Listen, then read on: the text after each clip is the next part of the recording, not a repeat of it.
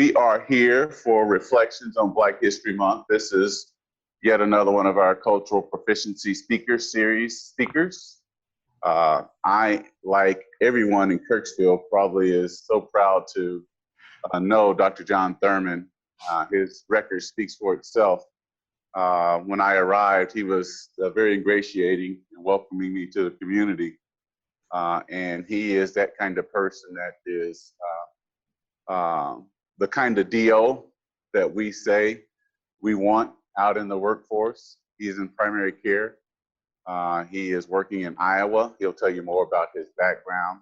I will tell you this, I think more of our pre-health and our current students should connect with folks like Dr. Thurman because he is the epitome of what it is, from my perspective, to be an AT Still graduate.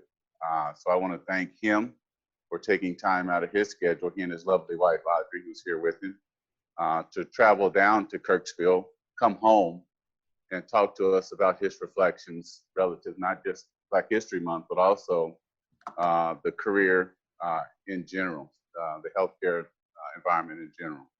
So please join me in welcoming Dr. Thurman here today.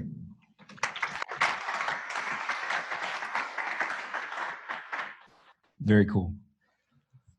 The general sentiment of mankind is that a man who will not fight for himself when he has the means of doing so is not worth being fought for by others.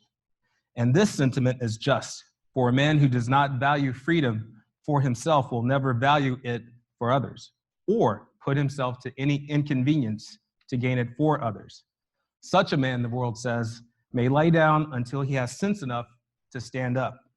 It is useless and cruel to put a man on his legs if the next moment his head is to be bought against a curbstone. A man of that type will never lay the world under any obligation to him, but will be a moral pauper, a drag on the wheels of society. And he too be identified with a peculiar variety of the rave he will entail disgrace upon his race as well as upon himself. The world in which we live is very accommodating to all sorts of people. It will cooperate with them in any measure which they propose. It will help those who earnestly help themselves and will hinder those who hinder themselves. Who would be free themselves must strike the blow. Let me give you a word of the philosophy of reform. The whole history of the progress of human liberty shows that all concessions yet made to her august claims have been born of earnest struggle. The conflict has been exciting, agitating, all-absorbing, and for the time being, putting all other tumults to silences. It must do this, or it does nothing. If there is no struggle, there is no progress. Those who profess to favor freedom and yet deprecate agitation are men who want crops without plowing up the ground. They want rain without thunder and lightning. They want the ocean without the awful roar of its many waters. This was Frederick Douglass on August 3rd, 1857. He delivered a speech called the West India Emancipation in New York State. It was the 23rd anniversary of the event. If there is no struggle, there is no progress. This statement serves as the basis for progress in my life. This statement serves as the basis for Black History Month. This statement serves as the basis for Dr. King's life and legacy. I believe that this statement also stands as a testament to why we are all here. In effect, Andrew Taylor Still did not simply hope to start a school of osteopathy. This took much toil, struggle, tragedy before a dream was realized. What would he think of the Kirksville College of Osteopathic Medicine that has now grown into AT Still University, which is one of the most recognizable names in healthcare as well as academia? My mission here is to provide reflections of Black History Month. My speech will be in two parts. First part will provide reflections on the origins of Black history and the narratives of people whom have been lost to the echoes of history. Second part will follow my own path and my own struggles to make it up onto this podium today. So I thank you all for giving me this opportunity to speak today. I had a very dedicated and focused speech that I was going to present, and life happened earlier this week, forced me to change this speech. So I literally changed it last night. First, I would like to thank Audrey, my dear wife, who's sitting there next to Lori Haxton, for being here. Thank her for the 4 surgeries in 2 years that she endured, for being patient with me that one day that I told her that I was going to go to med school at the tender age of 28. Thank her for also being patient with me as we've lived in 6 different states over the last 15 years. You've been there through it all, and when you continue to ride this amazing journey in life. I'd like to thank my mom and my dad and my sister, who is clearly online, following right now, Tamika. Hi, Tamika. Hi. One of the major reasons I scrapped my speech is that one of my mom's siblings passed away just Wednesday. And the circumstances are interesting. Her husband actually passed away 2 weeks ago. And so my mom is the youngest of 15. And so now there are 7 siblings remaining. So my aunt on Wednesday had complained of having some chest pain. Just on Tuesday, went to our doctor, had an EKG, everything was normal. And she was watching her 1- and 2-year-old granddaughters on Wednesday morning. And one of my cousins went and tried to get in the house and they couldn't. And EMS was called. They were able to get in the house and they found her. So just thinking about my aunt, thinking about my family, thinking about my mom being one of 15, it makes me think of my grandmother who had the 15 children. And so when I think of Black history, I feel that my family is Black history. They're Black present. And when my grandmother passed away in 1998, so she was born in 1914, at the time of her passing, she had 15 children, 57 grandchildren, so I had 55 first cousins, 108 great-grandchildren, and 8 great-great-grandchildren. So that was in 1998. So I don't know where that number goes. So as an aside, we did not have family reunions at people's homes. We rented out convention halls for weekend events. Ask Audrey, she's been to them. Their story in part has inspired me to change my narrative today. I'm traveling to Texas tomorrow to be with some of my members of family to celebrate my aunt. I'd also like to thank Clint Normore for his friendship and mentorship. I'm a board member of the Kirksville Osteopathic Alumni Association. He came last April and delivered an impassioned speech about inclusion and diversity and what his mission is here at ATSU University. His delivery, his speech was so moving that a couple of other board members and myself actually started an endowment for the inclusion and diversity program to help with minorities. So I wanted to thank Clint for all of his leadership and what he's meant to me as well. I'd like to thank ATSU University President Craig Phelps, KCUM Dean Maggie Wilson, my good friend, members of the board of directors from the Kirksville Osteopathic Alumni Association Board, distinguished faculty and that I get to see that are friends, and most importantly, the students that decided to come out and share a few minutes with me. Thank you for all having me. It's great to be back. So with that, I'm going to delve into this. Bear with me. This needs to be, this will make sense. So, sails furled, flag drooping at her rounded stern, she rode the tide in from the sea. She was a strange ship, indeed, by all accounts, a frightening ship, a ship of mystery. Whether she was trader, privateer, or man of war, no one knows. Through her bulwarks, black-mouthed cannon yawned. The flag she flew was Dutch. Her crew was a motley. Her port of call, an English settlement, Jamestown, in the colony of Virginia. She came, she traded, and shortly afterwards was gone. Probably no ship in modern history has carried a more portentous freight. Her cargo, 20 slaves. The scary fact is from the trade's beginning in the 16th century to its conclusion in the 19th, slave merchants brought the vast majority of enslaved Africans to 2 places, the Caribbean and Brazil. Of the more than 10 million enslaved Africans to eventually reach the Western Hemisphere, just 388,000, less than 4% of the total, came to North America. Slavery itself was an intricate and powerful system of control that the slave owners developed to maintain their labor supply and way of life, a system both subtle and cruel, involving every device that social orders employ for keeping power and wealth where it is. So there's some interesting stories as you're trying to reflect on this. And so my theme is looking at progress and struggle. And there's a particular story that is told about a group of enslaved Africans that came over and actually staged a revolt. And they were actually able to take over the boat. There were 75 of them. It's called the Igbo landings. And this happened in, I believe it was 1809. And they were able to take over the boat and take over the crew. And they knew that they were being forced into slavery. Instead of being forced into slavery, they made the decision as a group to basically, this is one of the first mass suicides in history. So they actually were, people that were there was a couple of individuals that were able to give eyewitness accounts to this, that stated that they were singing songs and they started marching into the swamp. And led by their high chief, and at his direction, they walked into the Dunbar Creek, committing suicide. There were many bodies that were recovered. Some took their own lives. But I think that was not really which was the big tale of the story. The tale is that rather than remain enslaved, they wanted to be free in the New World. Gradually, their sacrifice took an enormous symbolic importance in local African-American folklore. I reflect upon that story as just something that's interesting, that's in history, that's not necessarily taught in the textbooks. Second story is about a gentleman named Hiram Rhodes Revels. Hiram Rhodes Revels. There have been 10 African-American United States senators in our history, and this gentleman was the first.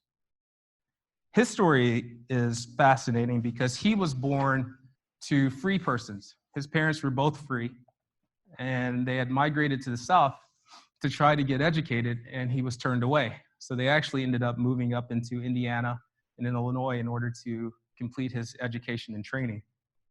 Seems like he was a very gifted orator and actually would become a central part of the Civil War in terms of getting together Black regiments. He actually helped to formulate 2 Black regiments.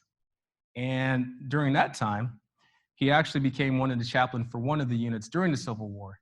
And after that, he kind of somehow got ushered into politics. And it was just, he was a man that was, seems like he was a man that was just. He believed in equality of all. And he gave this great speech when they were needing a senator to replace a gentleman by the name of Jefferson Davis.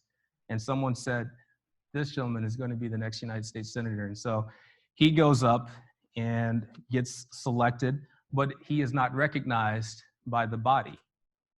The Democrats, so he's a Republican, so the Democrats do not want to seat him. So there becomes this huge blocking of this gentleman being seated to join the United States Senate. And eventually, after much deliberations, they vote on it. The Republicans vote 48-8. He gets elected and he serves in the United States Senate for about 1.5 years.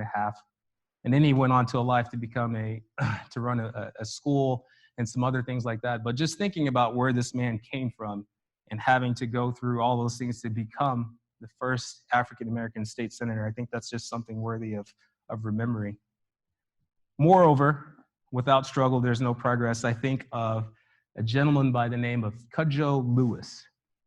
He is the second to last known survivor of the Atlantic slave trade between Africa and the United States. Passed away in 1935. Together with 115 other African captives, he was brought illegally to the United States on board the ship Clotilda in 1860. He was only 19 when he was captured by a neighboring tribe who then sold him off into slavery. Because the slave trade was illegal, his captors snuck him and other survivors into Alabama at night and made them hide in a swamp for several days. They burned the boat so they could burn all of the evidence. And then he would actually go on to provide firsthand accounts about what it was like to travel, what it was like to be a slave and come to a plantation not knowing any of the language and trying to interact and be a part of this society. So after the Civil War came, Union soldiers came and said, "You're free." And so they thought, well, we were promised that we would get some form of reparations. That didn't happen. So instead of getting mad and frustrated, a group from the Clotilda decided to get together and band and save their money and be able to purchase land. And they did this. And they actually bought a couple of acres of land and established a community outside of Mobile, Alabama that they called Africa Town. And they actually formed their own institutions with a little local government, a church, a cemetery, And this became a way of life for these individuals. As he acquired more years on the planet, which is what I say to my patients as they get older, he became more of a historian and a storyteller. So people would go to him to learn about all of this because all of the people from the slave trade were dying. So they were trying to get these firsthand accounts. So he's a person, I think, that is something worthy of remembering from Black History Month. So the first slave ships to land in America, the first slave uprising, the first African-American United States Senator, the second to last known survivor of the Atlantic slave trade. This is Black history. I talked earlier about my family being Black history, Black present. What is the history of Black History Month? Does it start with Dr. King? Or is it something else? There's a gentleman by the name of Carter G. Woodson. Very interesting gentleman. He was an historian, and he was born to parents who did not have an education. He himself did not have an education and actually would get sporadic schooling as he worked in coal mines as a young person and worked on farms. Eventually, he would get to high school in his 20s, graduate, would go abroad to get a university degree, and would eventually end up getting a doctorate in history at Harvard. So history was his background, and this became what he was focused on. And more importantly, he was focused on Black history having a foothold and not being forgotten. And so he worked really hard to form these associations in which they actually established a Black History Week. And then eventually, after weeks and months and years and toils and trying to make sure that people maintained a focus on this, this Black History Week actually found a foothold. President Gerald Ford actually started to acknowledge this in the 1970s. And eventually I think it was the 100th anniversary, the bicentennial of the country, decided that they would turn it into Black History Month. So it wasn't officially designation by Congress, but Black organization had done so. And so then in 1986 is when Congress signed into law Black History Month.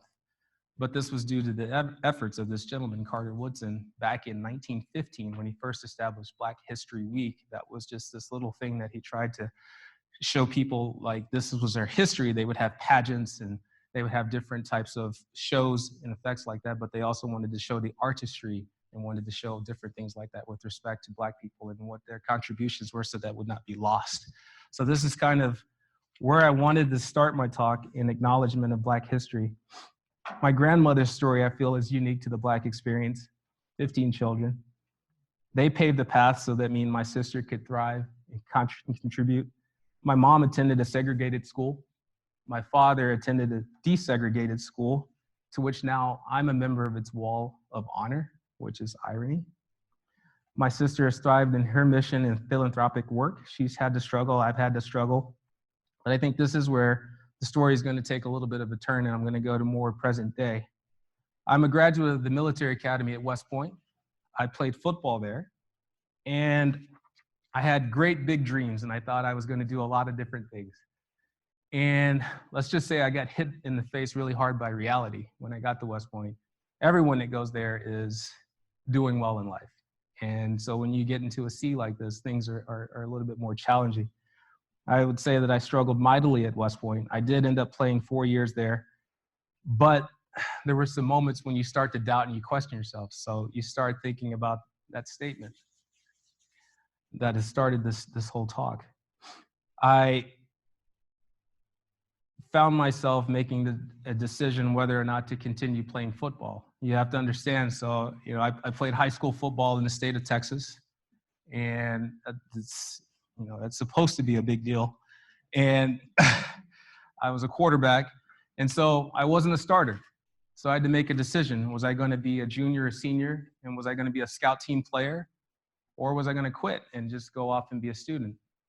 And I remember making the decision to stay on the football team as a senior, or as a junior, as a senior, and serve as a role model for the freshmen and the sophomores to learn how to be a professional, learn how to contribute when you're not the starter, to best prepare the team, to be something more than trying to be the star.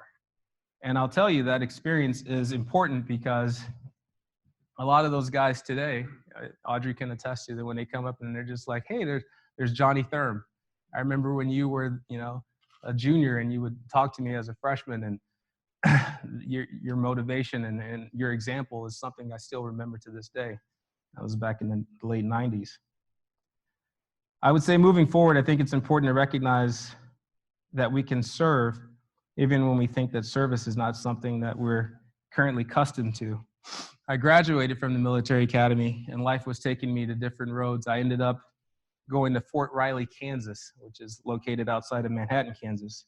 Through the course of life, 9/11 happens. I'm sure you all remember where you were doing that day. We were actually getting ready for a deployment to the National Training Center, which is in California. This would lead me on different trajectory in life. So I would end up going to Kuwait in 2002 for a deployment, and then I would eventually end up going to Iraq in 2003 at the start of the war, Operation Iraqi Freedom. I would say unequivocally as one of the greatest challenges that I faced in my life, but I think experience is there more than anything has crafted where I am today. I think Iraq represents a period of growth and discovery and determination for me. In order to understand me, you have to understand why my West Point lineage and my deployment to Baghdad, Iraq, was so important.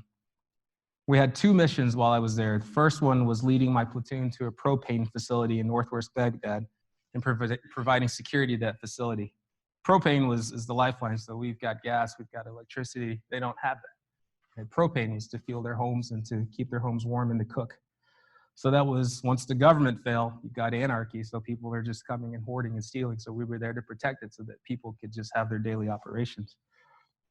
I learned huge lessons of patience and understanding during this time, trying to work with the Iraqis. I worked pretty much as almost like an ambassador or an attaché with my Iraqi colleagues during that.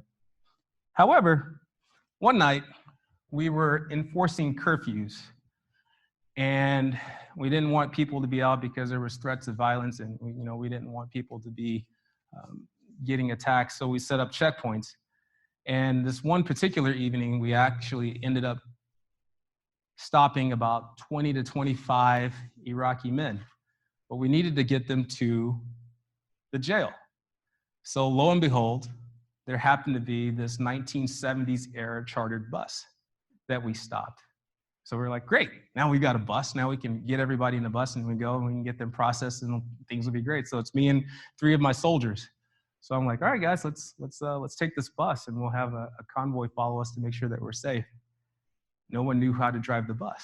This is in the 1970s. This is 2002, 2003, and it's a stick shift chartered bus. So if you can imagine the scene, you've got a bunch of people speaking Arabic in the back yelling at us.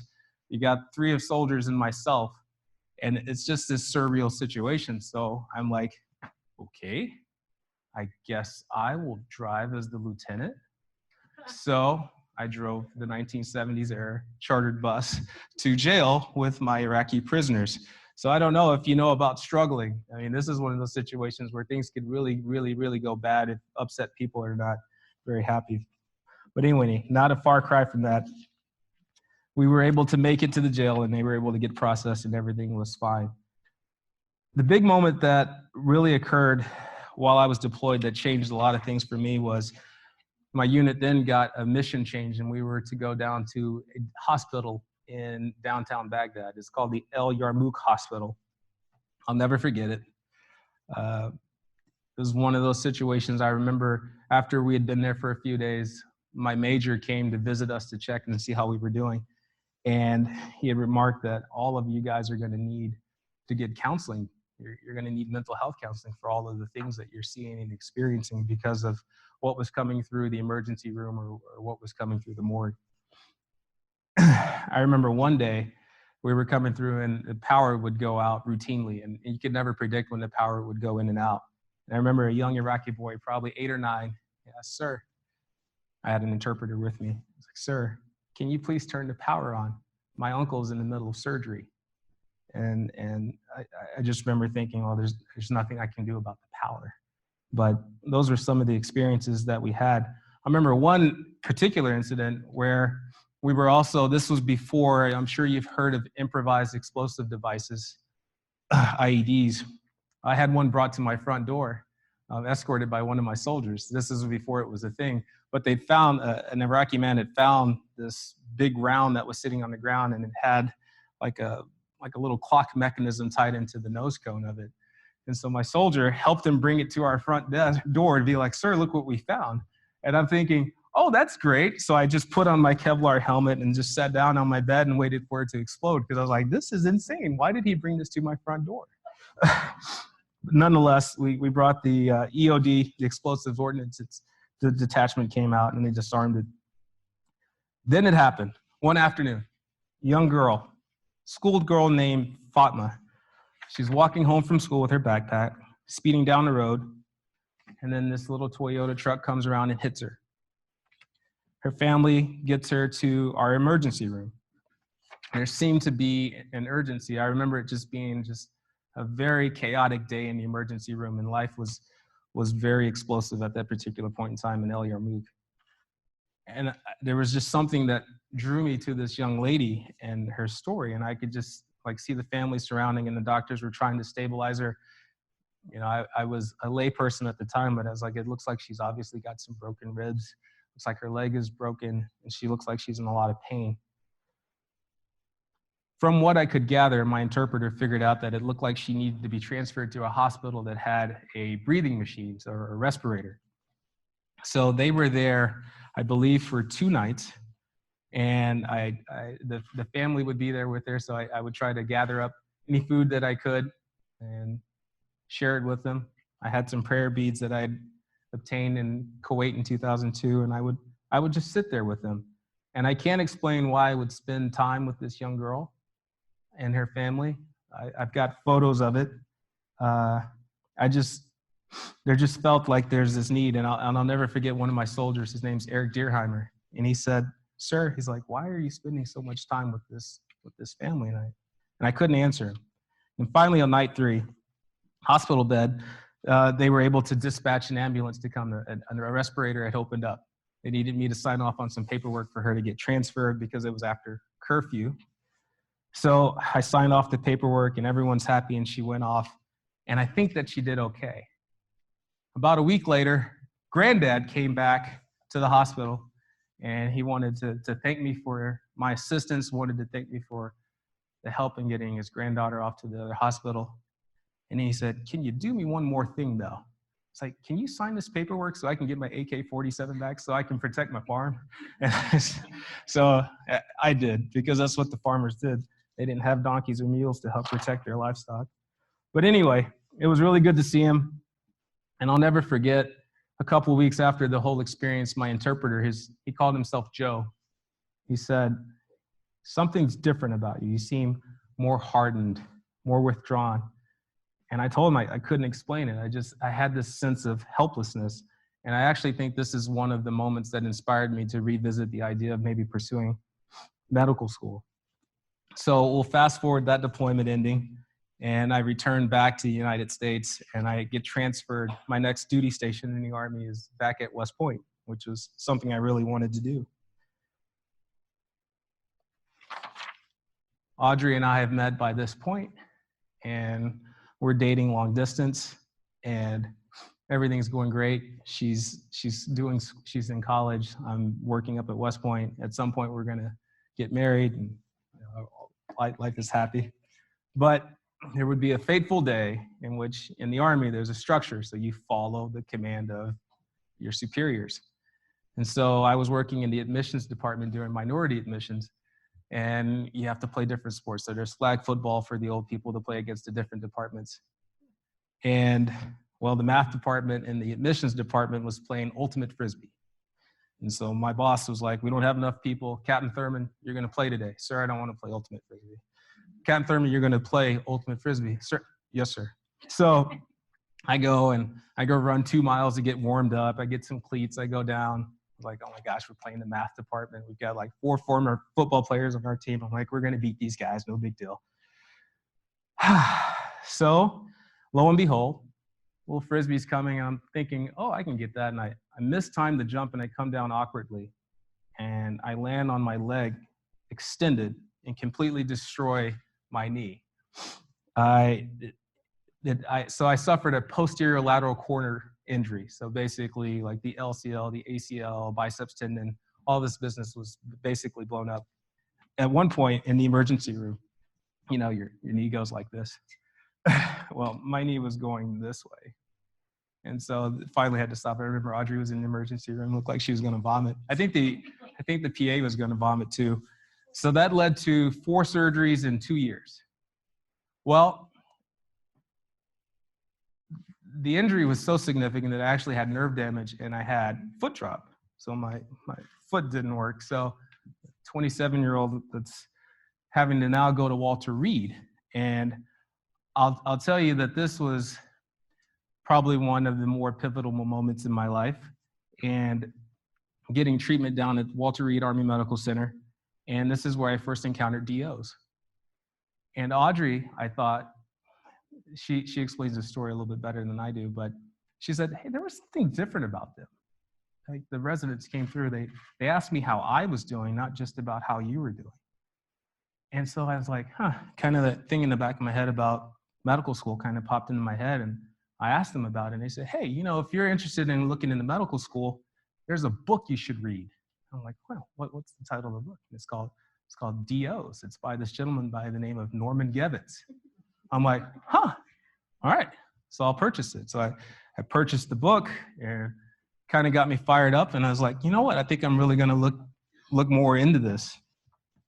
And I will tell you, this is not getting too far off the theme, but I'll tell you about the courage of young people. So while we were getting treatments, I had to go to Walter Reed multiple times. There was one time Audrey and I were eating breakfast, and there was a table of 4 soldiers that were amputees that were behind us. And I'll never forget one of the soldiers getting up and saying, hey, does anybody need any seconds or anything like that? And we turned and we looked over, and it was a triple amputee. All he had was one arm. Yeah, and that was injured, and he was asking so anyway, so I finished Dr. Gevitz's book and made the decision that I was going to go to med school. So I come home one day and I tell my wife, I'm like, hey, Audrey, I think I'm going to go to medical school. I think that's what I'm going to do with my life. Obviously, this Army thing's not going to keep going with 4 surgeries in 2 years. And she said, you're going to what? She was miffed. She's like, you're going to get a 2nd degree while I have yet to finish 1? And I was like, ooh, no, I've got a plan. So there's this place. It's called Kirksville. We can go there, and I can go to Kirksville to the osteopathic school, and you can go to this place called Truman State. And she's like, okay, whatever. Eventually, that all worked out. She's not so unhappy now. So we get to Kirksville. Life is great.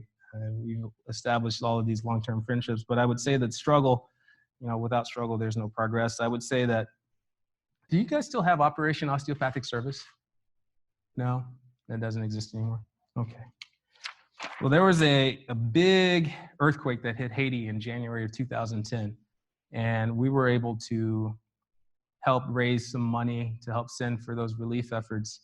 And as irony would have it, or how life tends to shake this way, Audrey would actually end up volunteering with a group that goes to Haiti on a routine basis that serves this orphanage as well as a medical clinic. And we've been able to work with them, this organization, to go back and forth to Haiti after the earthquakes, which has been a very life-changing thing. One of the coolest things that we did was we went out into one of the rural areas in Jacmel in Haiti and set up a rural clinic at someone's house that I think was a minister. And we saw 50 patients in 2 hours. And it was amazing. Like, people didn't really truly need medical care in some instances. They literally wanted to get multivitamins from us. Like children, all we had was children's multivitamins. And so we were able to get children's multivitamins and acid reflux medication because everyone's eating a spicy diet. So very cool things. And I would say those are very trying and stressful things. And I think this all leads into basically the theme of reflections on Black history, ranging the spectrum of struggle and how that does lead to progress, right? So you can say you can't have anything that doesn't come with some type of struggle, right? Steve Jobs didn't make Apple just because he wanted it to be Apple. That took work, that took struggle. Michael Jordan was not the greatest basketball player because he was just gifted. He worked at it, missed more shots than he made. Look at baseball players. Batting average is 300 is awesome, right? So I think Frederick Douglass's statement, without struggle, there is no progress, I think is a very, very worthy thing to carry with you through your life. I think of Dr. King. I think of my grandmother. We called her Big Mama. I think of people who gave so much. I think of us in the present who are working to pave a way to an improved future. My own struggle. I was the class president of 2 different classes here at Kirksville. Why? Because I had to take an extra year because I struggled academically. After being out of school for 7 years, going to Kuwait and Iraq, I academically was a little bit rusty. So it took me a little while. And I'm not afraid or ashamed of my own personal struggle here at Kirksville. Whether it was West Point showing me that medical school was a tough proposition, or feeling helpless with Fatma and her family, or having a bomb delivered to my front steps, or to destroying my knee, I think perseverance and continuing to push ourselves in service of others is ultimately the message of Black History Month. If there's no struggle, there is no progress. I'd also like to add that not only am I practicing medicine in Iowa, I'm a family medicine physician, I'm also the hospice medical director. And that has been one of the great gifts and joy of my life, to participate in that particular discipline and that part of life. So I think it's a very important part. So I'm going to leave you with 2 quotes, and then I'll conclude this. First quote is, "When you arise in the morning, think of what a precious privilege it is to be alive, to breathe, to think, to enjoy, to love." That's Marcus Aurelius. And the last one is me. Quote, "Take grasp of the cup of love and pour it out onto the spirit of life." Now, this is how we're going to end this. I'm going to make my mama and my family proud. We're all going to take a selfie so I can share this moment with them and send this back to Texas. Is that okay with y'all? Y'all all smile back there, okay? We'll get a couple of shots. Hey there. All right. Thank you all. All right.